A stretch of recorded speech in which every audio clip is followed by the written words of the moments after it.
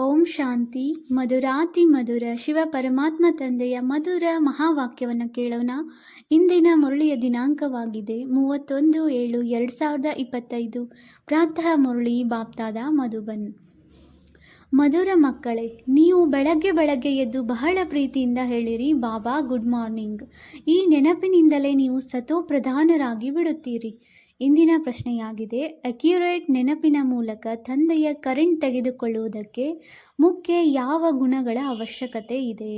ಉತ್ತರ: ಬಹಳ ಧೈರ್ಯ, ತಿಳುವಳಿಕೆ ಮತ್ತು ಗಂಭೀರತೆಯಿಂದ ತಮ್ಮನ್ನು ಆತ್ಮನೆಂದು ತಿಳಿದುಕೊಂಡು ನೆನಪು ಮಾಡುವುದರಿಂದ ತಂದೆಯಿಂದ ಕರೆಂಟ್ ಸಿಗುವುದು ಮತ್ತು ಆತ್ಮ ಸತೋ ಪ್ರಧಾನವಾಗುತ್ತಾ ಹೋಗುವುದು. ನಿಮಗೆ ಈಗ ತಂದೆಯ ನೆನಪು ಸತಾಯಿಸಬೇಕು, ಏಕೆಂದರೆ ತಂದೆಯಿಂದ ಬಹಳ ದೊಡ್ಡ ಆಸ್ತಿ ಸಿಗುತ್ತದೆ. ನೀವು ಮುಳ್ಳಿನಿಂದ ಹೂ ಆಗುತ್ತೀರಿ, ಎಲ್ಲ ದೈವಿ ಗುಣಗಳು ಬರುತ್ತವೆ. ಓಂ ಶಾಂತಿ. ತಂದೆಯು ಹೇಳುತ್ತಾರೆ, ಮಧುರ ಮಕ್ಕಳೇ, ತತತ್ವಂ ಅರ್ಥಾತ್ ನೀವು ಆತ್ಮರೂ ಸಹ ಶಾಂತ ಸ್ವರೂಪರಾಗಿದ್ದೀರಿ. ನೀವು ಸರ್ವ ಆತ್ಮಗಳ ಸ್ವಧರ್ಮ ಶಾಂತಿಯಾಗಿದೆ. ಶಾಂತಿಧಾಮದಿಂದ ಇಲ್ಲಿ ಬಂದು ಮಾತನಾಡುವವರು ಆಗುತ್ತೀರಿ. ಈ ಕರ್ಮೇಂದ್ರಿಯಗಳು ನಿಮಗೆ ಪಾತ್ರವನ್ನು ಅಭಿನಯಿಸಲು ಸಿಕ್ಕಿವೆ. ಆತ್ಮವು ದೊಡ್ಡದು ಚಿಕ್ಕದು ಇರುವುದಿಲ್ಲ, ಶರೀರವು ದೊಡ್ಡದು ಚಿಕ್ಕದು ಇರುತ್ತದೆ. ತಂದೆಯು ಹೇಳುತ್ತಾರೆ, ನಾನಂತೂ ಶರೀರಧಾರಿಯಲ್ಲ, ನಾನು ಮಕ್ಕಳನ್ನು ಸನ್ಮುಖದಲ್ಲಿ ಮಿಲನ ಮಾಡಲು ಬರಬೇಕಾಗುತ್ತದೆ. ತಿಳಿದುಕೊಳ್ಳಿ, ಹೇಗೆ ತಂದೆ ಇದ್ದಾರೆ, ಅವರಿಂದ ಹುಟ್ಟಿದ ಮಕ್ಕಳು ಈ ರೀತಿ ಹೇಳುವುದಿಲ್ಲ, ನಾನು ಪರಮಧಾಮದಿಂದ ಬಂದು ಜನ್ಮ ತೆಗೆದುಕೊಂಡು ತಂದೆ ತಾಯಿಯನ್ನು ಮಿಲನ ಮಾಡಲು ಬಂದಿದ್ದೇನೆ. ಬಲೆ, ಯಾವುದೇ ಹೊಸ ಆತ್ಮ ಯಾರದ್ದೇ ಶರೀರದಲ್ಲಿ ಬರುತ್ತದೆ ಅಥವಾ ಯಾವುದೇ ಹಳೆಯ ಆತ್ಮ ಯಾರದ್ದೇ ಶರೀರದಲ್ಲಿ ಪ್ರವೇಶ ಮಾಡುತ್ತದೆ, ಆದರೆ ನಾನು ತಂದೆ ತಾಯಿಯ ಮಿಲನ ಮಾಡಲು ಬಂದಿದ್ದೇನೆ ಎಂದು ಹೇಳುವುದಿಲ್ಲ. ಅವರಿಗೆ ಸ್ವತಃವಾಗಿ ತಂದೆ ತಾಯಿಯು ಸಿಕ್ಕಿಬಿಡುವರು. ಇದು ಇಲ್ಲಿ ಹೊಸ ಮಾತಾಗಿದೆ. ತಂದೆಯು ಹೇಳುತ್ತಾರೆ, ನಾನು ಪರಮಧಾಮದಿಂದ ಬಂದು ನೀವು ಮಕ್ಕಳ ಸನ್ಮುಖದಲ್ಲಿದ್ದೇನೆ. ನಿಮಗೆ ಜ್ಞಾನವನ್ನು ಕೊಡುತ್ತೇನೆ, ಏಕೆಂದರೆ ನಾನು ಜ್ಞಾನಪೂರ್ಣ ಜ್ಞಾನ ಸಾಗರನಾಗಿದ್ದೇನೆ. ನಾನು ನೀವು ಮಕ್ಕಳಿಗೆ ಓದಿಸಲು ರಾಜಯೋಗವನ್ನು ಕಲಿಸಲು ಬರುತ್ತೇನೆ. ನೀವು ಮಕ್ಕಳು ಈಗ ಸಂಗಮದಲ್ಲಿದ್ದೀರಿ, ನಂತರ ತಮ್ಮ ಮನೆಗೆ ಹೋಗಬೇಕು. ಅದಕ್ಕಾಗಿ ಅವಶ್ಯ ಪಾವನ ಆಗಬೇಕಾಗಿದೆ. ಒಳಗಡೆ ಬಹಳ ಖುಷಿಯಾಗಬೇಕು. ಓಹೋ, ಬೇಹದ್ದಿನ ತಂದೆಯು ಹೇಳುತ್ತಾರೆ, ಮಧುರಾತಿ ಮಧುರ ಮಕ್ಕಳೇ, ನನ್ನನ್ನು ನೆನಪು ಮಾಡಿ, ಆಗ ನೀವು ಸತೋ ಪ್ರಧಾನ ವಿಶ್ವದ ಮಾಲೀಕರಾಗುವಿರಿ. ತಂದೆಯು ಮಕ್ಕಳನ್ನು ಎಷ್ಟು ಪ್ರೀತಿ ಮಾಡುತ್ತಾರೆ. ಈ ರೀತಿಯಲ್ಲ, ಕೇವಲ ಶಿಕ್ಷಕನ ರೂಪದಲ್ಲಿ ಓದಿಸಿ ಮನೆಗೆ ಹೋಗಿಬಿಡುವರು. ಇವರಂತೂ ತಂದೆಯೂ ಹೌದು, ಶಿಕ್ಷಕರೂ ಹೌದು. ನಿಮಗೆ ಓದಿಸುತ್ತಾರೆ, ನೆನಪಿನ ಯಾತ್ರೆಯನ್ನು ಸಹ ಕಲಿಸುತ್ತಾರೆ. ಅಂದಾಗ ವಿಶ್ವದ ಮಾಲೀಕರನ್ನಾಗಿ ಮಾಡುವಂತಹ, ಪತಿತ ಪಾವನರನ್ನಾಗಿ ಮಾಡುವಂತಹ ತಂದೆಯ ಜೊತೆ ಬಹಳ ಪ್ರೀತಿ ಇರಬೇಕು. ಬೆಳಗ್ಗೆ ಎದ್ದು ಮೊಟ್ಟ ಮೊದಲು ಶಿವಬಾಬಾರವರಿಗೆ ಗುಡ್ ಮಾರ್ನಿಂಗ್ ಮಾಡಬೇಕಾಗಿದೆ. ಮಕ್ಕಳು ತಮ್ಮ ಹೃದಯದೊಂದಿಗೆ ಕೇಳಬೇಕು, ನಾವು ಬೆಳಗ್ಗೆ ಎದ್ದು ಎಷ್ಟು ಬೇಹದ್ದಿನ ತಂದೆಯನ್ನು ನೆನಪು ಮಾಡುತ್ತೇವೆ.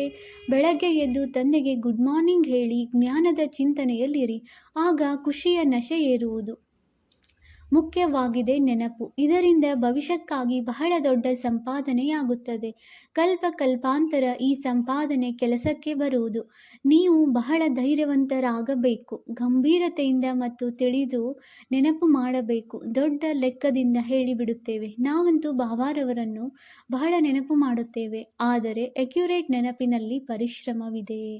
ಯಾರು ತಂದೆಯನ್ನು ಬಹಳ ಹೆಚ್ಚು ನೆನಪು ಮಾಡುತ್ತಾರೆ, ಅವರಿಗೆ ತಂದೆಯಿಂದ ಕರೆಂಟ್ ಹೆಚ್ಚು ಸಿಗುವುದು, ಏಕೆಂದರೆ ನೆನಪಿನಿಂದ ನೆನಪು ಸಿಗುವುದು. ಯೋಗ ಮತ್ತು ಜ್ಞಾನ ಎರಡೂ ವಸ್ತುಗಳಾಗಿವೆ. ಯೋಗ ಬಹಳ ದೊಡ್ಡ ಸಬ್ಜೆಕ್ಟ್ ಆಗಿದೆ. ಯೋಗದಿಂದಲೇ ಆತ್ಮವು ಸತೋ ಪ್ರಧಾನವಾಗುತ್ತದೆ. ಯೋಗವಿಲ್ಲದೆ ಸತೋ ಪ್ರಧಾನವಾಗುವುದು ಅಸಂಭವವಾಗಿದೆ. ತಂದೆಯನ್ನು ಚೆನ್ನಾಗಿ ನೆನಪು ಮಾಡುವುದರಿಂದ ಸ್ವತಃವಾಗಿ ಕರೆಂಟ್ ಸಿಗುವುದು. ಆರೋಗ್ಯವಂತರಾಗಿರುವಿರಿ. ಕರೆಂಟ್ನಿಂದ ಆಯಸ್ಸು ಹೆಚ್ಚಾಗುವುದು. ಮಕ್ಕಳು ನೆನಪು ಮಾಡಿದರೆ ತಂದೆಯೂ ಸಹ ಸರ್ಚ್ ಲೈಟ್ ಕೊಡುವರು. ಮಧುರ ಮಕ್ಕಳು ಈ ಪಾಠವನ್ನು ಪಕ್ಕಾ ನೆನಪು ಮಾಡಿಕೊಳ್ಳಬೇಕು. ಶಿವಬಾಬಾ ನಮಗೆ ಓದಿಸುತ್ತಾರೆ. ಶಿವಬಾಬಾ ಪತಿತ ಪಾವನ ಸಹ ಆಗಿದ್ದಾರೆ, ಸದ್ಗತಿ ದಾತ ಆಗಿದ್ದಾರೆ. ಸದ್ಗತಿ ಎಂದರೆ ಸ್ವರ್ಗದ ರಾಜ್ಯ ಭಾರವಾಗಿದೆ. ಬಾಬಾ ಎಷ್ಟು ಮಧುರವಾಗಿದ್ದಾರೆ, ಎಷ್ಟು ಪ್ರೀತಿಯಿಂದ ಮಕ್ಕಳಿಗೆ ಕುಳಿತು ಓದಿಸುತ್ತಾರೆ. ತಂದೆಯು ಅಣ್ಣನ ಮೂಲಕ ನಮಗೆ ಓದಿಸುತ್ತಾರೆ. ಬಾಬಾ ಮಕ್ಕಳನ್ನು ಎಷ್ಟು ಪ್ರೀತಿ ಮಾಡುತ್ತಾರೆ. ಯಾವುದೇ ಕಷ್ಟ ಕೊಡುವುದಿಲ್ಲ. ಕೇವಲ ಹೇಳುತ್ತಾರೆ, ನನ್ನನ್ನು ನೆನಪು ಮಾಡಿ ಮತ್ತು ಚಕ್ರವನ್ನು ನೆನಪು ಮಾಡಿರಿ. ತಂದೆಯ ನೆನಪಿನಲ್ಲಿ ಹೃದಯವು ಪೂರ್ಣ ರೀತಿಯಲ್ಲಿ ಖುಷಿಯಾಗಿ ಬಿಡಬೇಕು. ಒಬ್ಬ ತಂದೆಯದೇ ನೆನಪು ಸತಾಯಿಸಬೇಕು, ಏಕೆಂದರೆ ತಂದೆಯಿಂದ ಬಹಳ ದೊಡ್ಡ ಆಸ್ತಿ ಸಿಗುತ್ತದೆ. ತಮ್ಮನ್ನು ನೋಡಿಕೊಳ್ಳಬೇಕು. ತಂದೆಯೊಂದಿಗೆ ನಮ್ಮ ಪ್ರೀತಿ ಎಷ್ಟಿದೆ, ಎಲ್ಲಿಯವರೆಗೆ ನಮ್ಮಲ್ಲಿ ದೈವಿ ಗುಣಗಳಿವೆ. ಏಕೆಂದರೆ ನೀವು ಮಕ್ಕಳೀಗ ಮುಳ್ಳಿನಿಂದ ಹೂ ಆಗುತ್ತಿದ್ದೀರಿ. ಎಷ್ಟೆಷ್ಟು ಯೋಗದಲ್ಲಿರುವಿರಿ, ಅಷ್ಟು ಮುಳ್ಳಿನಿಂದ ಹೂ ಸತೋ ಪ್ರಧಾನ ಆಗುತ್ತಾ ಹೋಗುವಿರಿ. ಯಾರು ಬಹಳಷ್ಟು ಮುಳ್ಳುಗಳನ್ನು ಹೂಗಳನ್ನಾಗಿ ಮಾಡುತ್ತಾರೆ, ಅವರನ್ನೇ ಸತ್ಯ ಪರಿಮಳವುಳ್ಳ ಹೂ ಎಂದು ಹೇಳಲಾಗುವುದು. ಅವರು ಎಂದೂ ಯಾರಿಗೂ ಮುಳ್ಳು ಚುಚ್ಚುವುದಿಲ್ಲ. ಕ್ರೋಧವು ದೊಡ್ಡ ಮುಳ್ಳಾಗಿದೆ, ಅನೇಕರಿಗೆ ದುಃಖ ಕೊಡುತ್ತದೆ. ಈಗ ನೀವು ಮಕ್ಕಳು ಮುಳ್ಳಿನ ಪ್ರಪಂಚದಿಂದ ದಡಕ್ಕೆ ಬಂದಿದ್ದೀರಿ. ನೀವು ಸಂಗಮದಲ್ಲಿದ್ದೀರಿ. ಹೇಗೆ ಮಾಲಿ ಹೂಗಳನ್ನು ಬೇರೆ ಮಡಕೆಯಲ್ಲಿ ಇಡುತ್ತಾರೆ, ಹಾಗೆಯೇ ನೀವು ಹೂಗಳು ಸಹ ಈಗ ಸಂಗಮಯುಗಿ ಮಡಕೆಯಲ್ಲಿ ಬೇರೆ ಇಡಲಾಗಿದೆ. ನಂತರ ನೀವು ಹೂವು ಸ್ವರ್ಗದಲ್ಲಿ ಹೋಗಿಬಿಡುವಿರಿ. ಕಲಿಯುಗಿ ಮುಳ್ಳುಗಳು ಭಸ್ಮವಾಗಿ ಬಿಡುವವು. ತಂದೆಯು ಹೇಳುತ್ತಾರೆ, ಮಧುರ ಮಕ್ಕಳೇ, ಎಷ್ಟು ನೀವು ಅನೇಕರ ಕಲ್ಯಾಣ ಮಾಡುತ್ತೀರಿ, ಅಷ್ಟು ಪ್ರತಿಫಲ ಸಿಗುತ್ತದೆ. ಅನೇಕರಿಗೆ ದಾರಿ ತೋರಿಸುವುದರಿಂದ ಅನೇಕರ ಆಶೀರ್ವಾದ ಸಿಗುವುದು. ಜ್ಞಾನ ರತ್ನದಿಂದ ಜೋಳಿಗೆ ತುಂಬಿಸಿಕೊಂಡು ನಂತರ ದಾನ ಮಾಡಬೇಕು. ಜ್ಞಾನ ಸಾಗರ ನಿಮಗೆ ರತ್ನಗಳ ತಟ್ಟೆ ತುಂಬಿ ತುಂಬಿ ಕೊಡುತ್ತಾರೆ. ಯಾರು ಅದನ್ನು ದಾನ ಮಾಡುತ್ತಾರೆ, ಅವರೇ ಎಲ್ಲರಿಗೆ ಪ್ರಿಯ ಎನಿಸುತ್ತಾರೆ. ಮಕ್ಕಳಿಗೆ ಎಷ್ಟು ಖುಷಿಯಾಗಬೇಕು. ಯಾರು ಬುದ್ಧಿವಂತ ಮಕ್ಕಳಿದ್ದಾರೆ, ಅವರು ಹೇಳುತ್ತಾರೆ, ನಾವು ಬಾಬಾರವರಿಂದ ಪೂರ್ಣ ಆಸ್ತಿಯನ್ನು ತೆಗೆದುಕೊಳ್ಳುತ್ತೇವೆ. ಒಮ್ಮೆಲೆ ಅಂಟಿಕೊಂಡು ಬಿಡುತ್ತಾರೆ. ತಂದೆಯೊಂದಿಗೆ ಬಹಳ ಪ್ರೀತಿ ಇರುತ್ತದೆ, ಏಕೆಂದರೆ ತಿಳಿದುಕೊಂಡಿದ್ದಾರೆ, ಪ್ರಾಣವನ್ನು ಕೊಡುವಂತಹ ತಂದೆ ಸಿಕ್ಕಿದ್ದಾರೆ. ಜ್ಞಾನದ ವರದಾನವನ್ನು ಕೊಡುತ್ತಾರೆ. ಯಾವುದರಿಂದ ನಾವು ಏನಾಗಿರುವಂತಹವರು ಏನಾಗಿ ಬಿಡುತ್ತೇವೆ, ದಿವಾಳಿಯಿಂದ ಸಾಹುಕಾರರಾಗಿ ಬಿಡುತ್ತೇವೆ. ಇಷ್ಟು ಭಂಡಾರ ಬರ್ಫೋರ್ ಮಾಡಿಬಿಡುತ್ತಾರೆ. ಎಷ್ಟು ತಂದೆಯನ್ನು ನೆನಪು ಮಾಡುತ್ತೇವೆ, ಅಷ್ಟು ಪ್ರೀತಿ ಇರುತ್ತದೆ, ಆಕರ್ಷಣೆಯಾಗುತ್ತದೆ. ಸೂಜಿ ಸ್ವಚ್ಛವಾಗಿದ್ದರೆ ಆಯಸ್ಕಾಂತ ತನ್ನ ಹತ್ತಿರ ಆಕರ್ಷಿಸುತ್ತದೆ. ತಂದೆಯ ನೆನಪಿನಿಂದ ತುಕ್ಕು ಬಿಟ್ಟು ಹೋಗುತ್ತದೆ. ಒಬ್ಬ ತಂದೆಯನ್ನು ಬಿಟ್ಟರೆ ಬೇರೆ ಯಾರ ನೆನಪೂ ಬರಬಾರದು. ತಂದೆಯು ತಿಳಿಸುತ್ತಾರೆ, ಮಧುರ ಮಕ್ಕಳೇ, ತಪ್ಪನ್ನು ಮಾಡಬೇಡಿರಿ. ಸ್ವದರ್ಶನ ಚಕ್ರಧಾರಿಯಾಗಿರಿ. ಲೈಟ್ ಹೌಸ್ ಆಗಿ ಸ್ವದರ್ಶನ ಚಕ್ರಧಾರಿಯಾಗುವುದರ ಅಭ್ಯಾಸ ಚೆನ್ನಾಗಿದ್ದರೆ ನಂತರ ನೀವು ಜ್ಞಾನ ಸಾಗರರಾಗಿ ಬಿಡುವಿರಿ. ಹೇಗೆ ವಿದ್ಯಾರ್ಥಿಗಳು ಓದಿ ಟೀಚರ್ ಆಗುತ್ತಾರೆ, ನಿಮ್ಮ ವ್ಯವಹಾರವೇ ಇದಾಗಿದೆ. ಎಲ್ಲರನ್ನೂ ಸ್ವದರ್ಶನ ಚಕ್ರಧಾರಿಗಳನ್ನಾಗಿ ಮಾಡಿ, ಆಗಲೇ ಚಕ್ರವರ್ತಿ ರಾಜಾರಾಣಿ ಆಗುವಿರಿ. ತಂದೆ ಹೇಳುತ್ತಾರೆ, ಮಕ್ಕಳೇ, ನೀವಿಲ್ಲದೆ ನನಗೂ ಆರಾಮವಿಲ್ಲದಂತಾಗುತ್ತದೆ. ಯಾವಾಗ ಸಮಯವಿರುತ್ತದೆ ಆಗಲೇ ಆರಾಮವಿಲ್ಲದಂತಾಗುತ್ತದೆ. ಈಗ ನಾವು ಹೋಗುವೆವು. ಮಕ್ಕಳು ಬಹಳ ಕರೆಯುತ್ತಾರೆ, ಬಹಳ ದುಃಖಿಯಾಗಿದ್ದಾರೆ. ದಯೆ ಬರುತ್ತದೆ. ಅದಕ್ಕಾಗಿ ನಾನು ನೀವು ಮಕ್ಕಳನ್ನು ಎಲ್ಲ ದುಃಖದಿಂದ ಬಿಡಿಸಲು ಬರುತ್ತೇನೆ. ಈಗ ನೀವು ಮಕ್ಕಳು ಮನೆಗೆ ಹೋಗಬೇಕಾಗಿದೆ. ನಂತರ ಅಲ್ಲಿಂದ ತಾವೇ ಸುಖಧಾಮಕ್ಕೆ ಹೋಗಿ ಬಿಡುವಿರಿ. ಅಲ್ಲಿ ನಾನು ನಿಮ್ಮ ಜೊತೆಗಾರನಾಗುವುದಿಲ್ಲ. ತಮ್ಮ ಅವಸ್ಥೆಯ ಅನುಸಾರ ನಿಮ್ಮ ಆತ್ಮ ಹೋಗಿ ಬಿಡುತ್ತದೆ. ಒಳ್ಳೆಯದು.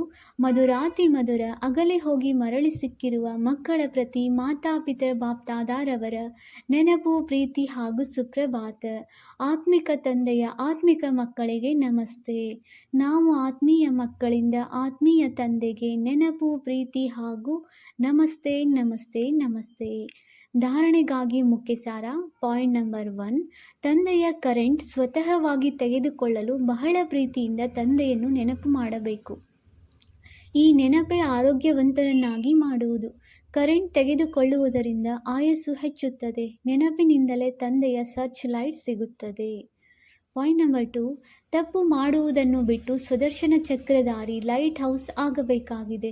ಇದರಿಂದಲೇ ಜ್ಞಾನ ಸಾಗರನಾಗಿ ಚಕ್ರವರ್ತಿ ರಾಜಾರಾಣಿಯಾಗಿ ಬಿಡುವಿರಿ.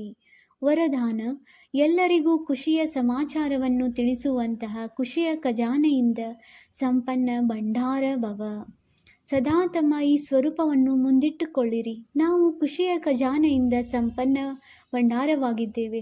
ಅಪರಿಮಿತ ಮತ್ತು ಅವಿನಾಶಿಯಾದ ಏನೆಲ್ಲ ಖಜಾನೆಗಳು ಸಿಕ್ಕಿವೆ, ಆ ಖಜಾನೆಗಳನ್ನು ಸ್ಮೃತಿಯಲ್ಲಿ ತಂದುಕೊಳ್ಳಿರಿ. ಖಜಾನೆಗಳನ್ನು ಸ್ಮೃತಿಯಲ್ಲಿ ತಂದುಕೊಳ್ಳುವುದರಿಂದ ಖುಷಿಯಾಗುತ್ತದೆ, ಮತ್ತು ಎಲ್ಲಿ ಖುಷಿ ಇದೆ ಅಲ್ಲಿ ಸದಾ ಕಾಲಕ್ಕಾಗಿ ದುಃಖವು ದೂರವಾಗಿ ಬಿಡುತ್ತದೆ. ಖಜಾನೆಗಳ ಸ್ಮೃತಿಯಿಂದ ಆತ್ಮವು ಸಮರ್ಥವಾಗಿ ಬಿಡುತ್ತದೆ, ವ್ಯರ್ಥವು ಸಮಾಪ್ತಿಯಾಗಿ ಬಿಡುತ್ತದೆ. ಸಂಪನ್ನ ಆತ್ಮನೆಂದಿಗೂ ಸಹ ಏರುಪೇರಿನಲ್ಲಿ ಬರುವುದಿಲ್ಲ. ಅವರು ಸ್ವಯಂ ಸಹ ಖುಷಿ ಇರುತ್ತಾರೆ ಮತ್ತು ಅನ್ಯರಿಗೂ ಖುಷಿಯ ಸಮಾಚಾರವನ್ನು ತಿಳಿಸುತ್ತಾರೆ.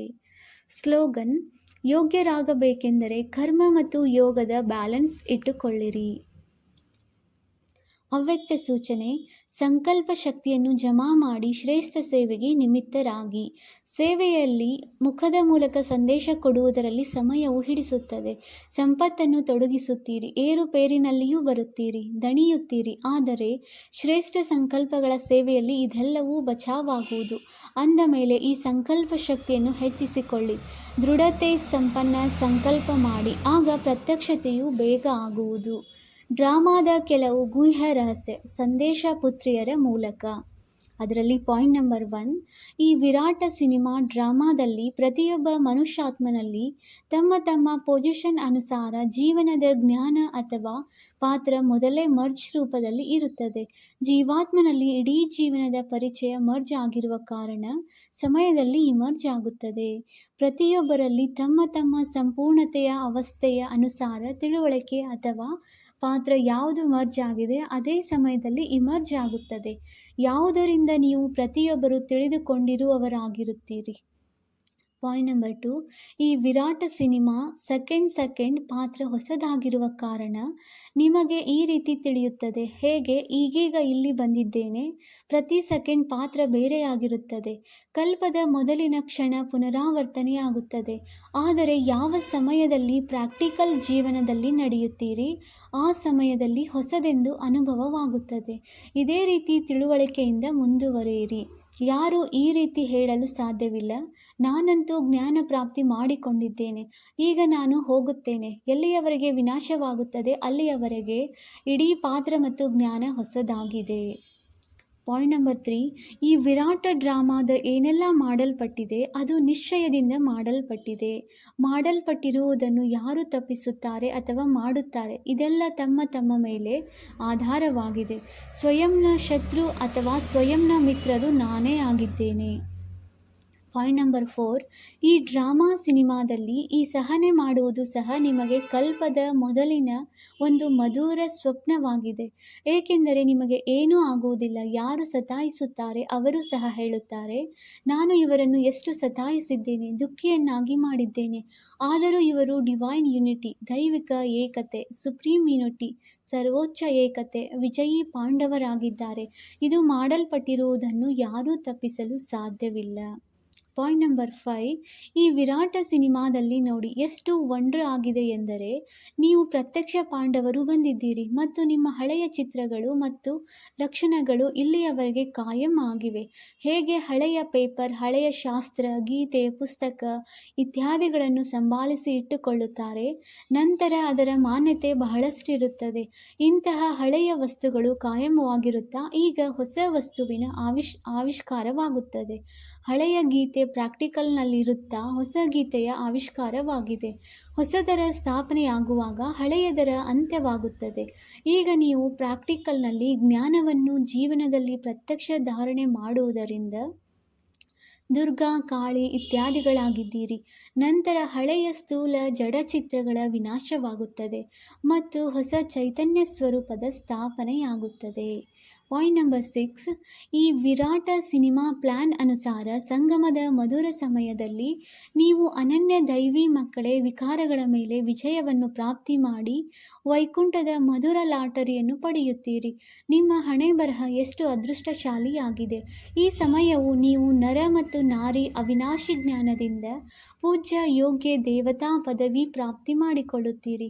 ಇದೇ ಈ ಸಂಗಮದ ಅದ್ಭುತ ಸಮಯದ ಅದ್ಭುತವಾಗಿದೆ. ಪಾಯಿಂಟ್ ನಂಬರ್ 7: ಈಶ್ವರ ಸಾಕ್ಷಿಯಾಗಿ ನೋಡುತ್ತಿದ್ದಾರೆ. ನಾನು ಯಾವ ಪಾತ್ರಧಾರಿಗಳಿಗೆ ಅನೇಕ ಆಭರಣಗಳು, ಆಭೂಷಣಗಳಿಂದ ಶೃಂಗಾರ ಮಾಡಿ ಈ ಸೃಷ್ಟಿರೂಪಿ ಸ್ಟೇಜ್ನ ಮೇಲೆ ನೃತ್ಯ ಮಾಡಲು ಕಳಿಸಿದ್ದರು, ಅವರು ಎಂತಹ ಪಾತ್ರ ಮಾಡುತ್ತಿದ್ದಾರೆ. ನಾನು ನನ್ನ ದೈವಿ ಮಕ್ಕಳಿಗೆ ಸ್ವರ್ಣ ಮುದ್ರೆಗಳು, ಬೆಳ್ಳಿ ನಾಣ್ಯಗಳನ್ನು ಕೊಟ್ಟು ಹೇಳಿದ್ದೆ, ಈ ಭೂಷಣಗಳು, ಆಭರಣಗಳನ್ನು ತೊಟ್ಟು ಖುಷಿಯ ಅದೃಷ್ಟರಾಗಿ ಸಾಕ್ಷಿಯಾಗಿ ಪಾತ್ರವನ್ನು ಅಭಿನಯಿಸಬೇಕು ಮತ್ತು ಸಾಕ್ಷಿಯಾಗಿ ಈ ಆಟವನ್ನು ಸಹ ನೋಡಬೇಕು. ಸಿಕ್ಕಿ ಹಾಕಿಕೊಳ್ಳಬಾರದು. ಆದರೆ ಅರ್ಧಕಲ್ಪ ರಾಜ್ಯಭಾಗ್ಯ ಭೋಗಿಸಿ ನಂತರ ಅರ್ಧಕಲ್ಪ ತಾವೇ ರಚಿಸಿರುವ ಮಾಯೆಯಲ್ಲಿ ಸಿಕ್ಕಿ ಹಾಕಿಕೊಂಡಿದ್ದಾರೆ. ಈಗ ಪುನಃ ನಾನು ನಿಮಗೆ ಹೇಳುತ್ತೇನೆ, ಈ ಮಾಯೆಯನ್ನು ಬಿಟ್ಟು ಬಿಡಿ. ಈ ಜ್ಞಾನ ಮಾರ್ಗದಲ್ಲಿ ವಿಕಾರಿ ಕಾರ್ಯವನ್ನು ಬಿಟ್ಟು ನಿರ್ವಿಕಾರಿಯಾಗುವುದರಿಂದ ಆದಿ ಮಧ್ಯ ಅಂತ್ಯ ದುಃಖದಿಂದ ಬಿಡಿಸಿಕೊಂಡು ಜನ್ಮ ಜನ್ಮಾಂತರಕ್ಕಾಗಿ ಸುಖ ಪ್ರಾಪ್ತಿ ಮಾಡಿಕೊಳ್ಳುವರು. ಅದ್ಭುತವಾದಂಥ ಮಾತುಗಳು, ರಹಸ್ಯಗಳನ್ನ ಬಾಬಾ ತಿಳಿಸ್ತಾ ಇದ್ದಾರೆ. ಎಲ್ಲರೂ ಅಟೆನ್ಷನಿಂದ ಎಲ್ಲ ಪಾಯಿಂಟ್ಸನ್ನು ಕೇಳೋಣ. ಪಾಯಿಂಟ್ ನಂಬರ್ 8, ತಮಗಿಂತಲೂ ಯಾರಾದರೂ ಶ್ರೇಷ್ಠ ಸ್ಥಿತಿಯುಳ್ಳವರ ಮೂಲಕ ಯಾವುದೇ ಎಚ್ಚರಿಕೆ ಸಿಕ್ಕಿತೆಂದರೆ ಅದನ್ನು ರಹಸ್ಯಯುಕ್ತವಾಗಿ ತೆಗೆದುಕೊಳ್ಳುವುದರಲ್ಲಿಯೇ ಕಲ್ಯಾಣವಿದೆ. ಅವರಲ್ಲಿರುವ ರಹಸ್ಯವನ್ನು ತಿಳಿದುಕೊಳ್ಳಬೇಕು. ಇದರಲ್ಲಿ ಅವಶ್ಯವಾಗಿ ಯಾವುದೇ ಕಲ್ಯಾಣ ಸಮಾವೇಶವಾಗಿದೆ. ಇವರಿಂದ ನಮಗೆ ಏನೆಲ್ಲ ಪಾಯಿಂಟ್ ಸಿಕ್ಕಿದೆಯೋ ಅದು ಯಥಾರ್ಥವಾಗಿದೆ. ಅದನ್ನು ಬಹಳ ಖುಷಿಯಿಂದ ಸ್ವೀಕಾರ ಮಾಡಬೇಕು. ಏಕೆಂದರೆ ಒಂದು ವೇಳೆ ನನ್ನಿಂದ ಎಂದಾದರೂ ಯಾವುದೋ ತಪ್ಪಾದರೆ ಆ ಪಾಯಿಂಟ್ ನೆನಪು ಬರುವುದರಿಂದ ಸ್ವಯಂವನ್ನು ಸರಿಪಡಿಸಿಕೊಳ್ಳಬೇಕು. ಅದಕ್ಕಾಗಿ ಯಾವುದೇ ಎಚ್ಚರಿಕೆ ಇದ್ದರೆ ಬಹಳ ವಿಶಾಲ ಬುದ್ಧಿಯಿಂದ ಧಾರಣೆ ಮಾಡುವುದರಿಂದ ತಮ್ಮ ಉನ್ನತಿಯನ್ನು ಪ್ರಾಪ್ತಿ ಮಾಡಿಕೊಳ್ಳಬಹುದು. ಪಾಯಿಂಟ್ ನಂಬರ್ 9, ಈಗ ನೀವು ನಿತ್ಯ ಅಂತರ್ಮುಖಿಯಾಗಿ ಯೋಗದಲ್ಲಿರಬೇಕಾಗಿದೆ. ಏಕೆಂದರೆ ಅಂತರ್ಮುಖಿಯಾಗುವುದರಿಂದ ಸ್ವಯಂವನ್ನು ನೋಡಿಕೊಳ್ಳಬಹುದು. ಕೇವಲ ನೋಡುವುದಲ್ಲ, ಪರಿವರ್ತನೆ ಸಹ ಮಾಡಿಕೊಳ್ಳಬಹುದು. ಇದೇ ಸರ್ವೋತ್ತಮ ಸ್ಥಿತಿ. ಪ್ರತಿಯೊಬ್ಬರೂ ತಮ್ಮ ಸ್ಥಿತಿಯ ಪ್ರಮಾಣ ಪುರುಷಾರ್ಥಿಯಾಗಿದ್ದಾರೆಂದಾಗ ಯಾರೇ ಪುರುಷಾರ್ಥಿಗಾಗಿ ವಿವಾದ ನಡೆಯಲು ಸಾಧ್ಯವಿಲ್ಲ. ಏಕೆಂದರೆ ತಮ್ಮ ಸ್ಟೇಜ್ ಅನುಸಾರ ಪುರುಷಾರ್ಥಿಯಾಗಿದ್ದಾರೆ. ಅವರ ಸ್ಥಿತಿಯನ್ನು ನೋಡಿ ಅವರಿಂದ ಗುಣವನ್ನು ತೆಗೆದುಕೊಳ್ಳಬಹುದು. ಒಂದು ವೇಳೆ ಗುಣವನ್ನು ತೆಗೆದುಕೊಳ್ಳಲಿಲ್ಲವೆಂದರೆ ಅದನ್ನು ಬಿಟ್ಟು ಬಿಡಿ. ಪಾಯಿಂಟ್ ನಂಬರ್ 10, ನೀವು ಸದಾ ತಮ್ಮ ಸರ್ವೋತ್ತಮ ಲಕ್ಷ್ಯವನ್ನು ಮುಂದೆ ಇಟ್ಟು ನೋಡಿ, ತಮ್ಮನ್ನು ನೋಡಿಕೊಳ್ಳಿರಿ. ನೀವು ಪ್ರತಿಯೊಬ್ಬರೂ ವ್ಯಕ್ತಿಗತ ಪುರುಷಾರ್ಥಿಯಾಗಿದ್ದೀರಿ. ನೀವು ತಮ್ಮ ಕಡೆ ದೃಷ್ಟಿ ಇಟ್ಟುಕೊಂಡು ಮುಂದೆ ಓಡುತ್ತಾ ಇರಿ. ಯಾರೇ ಬಲೆ ಏನಾದರೂ ಮಾಡುತ್ತಿರಲಿ, ಆದರೆ ನಾನು ನನ್ನ ಸ್ವರೂಪದಲ್ಲಿ ಸ್ಥಿತನಾಗಿದ್ದೇನೆ. ಅನ್ಯ ಯಾರನ್ನೂ ನೋಡಬಾರದು. ತಮ್ಮ ಬುದ್ಧಿ ಯೋಗ ಬಲದಿಂದ ಅವಸ್ಥೆಯನ್ನು ತಿಳಿದುಕೊಳ್ಳಬೇಕು. ಅಂತರ್ಮುಖಿಯ ಸ್ಥಿತಿಯಿಂದಲೇ ನೀವು ಅನೇಕ ಪರೀಕ್ಷೆಗಳನ್ನು ಪಾಸ್ ಮಾಡಬಹುದು. ಒಳ್ಳೆಯದು. ಓಂ ಶಾಂತಿ.